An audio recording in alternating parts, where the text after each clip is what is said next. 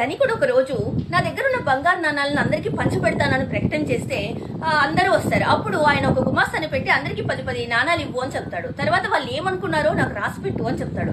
అందరూ వెళ్ళిపోయాక సాయంత్రం ఏం రాశారు అంటే అప్పుడు ఆయన చెప్తాడు, ఒకతనేమో ఇంకో 10 నాణాలు ఇస్తే ఈయన గంటంతా పోయేదా అని ఒకరు తిట్టారు, ఇంకొకరేమో ఇంకో 10 ఇస్తే నేను బాగా తాగేవాడిని కదా అని అనుకున్నాడు, ఇంకొకరేమో ఒక 50 ఇస్తే నేను ఒక నగ చేయించుకునేవాడిని కదా అని ఇంకొకరు అనుకున్నారంటే అయ్యో ఈ కాపు అని బాధపడి ఏంటి నేను ఇంతగా ఇస్తున్నా ఇలా జరుగుతుంది అని ఒక సన్యాసి దగ్గరికి వెళ్ళి అడుగుతాడు.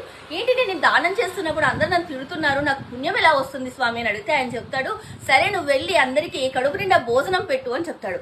అప్పుడు అందరినీ పిలిచి పిండి వంటలతో చాలా రుచికరమైన భోజనాన్ని అందరికీ పెడతాడు. అప్పుడు రాయమన్నప్పుడు ఆయన రాసిని చదువుతాడు.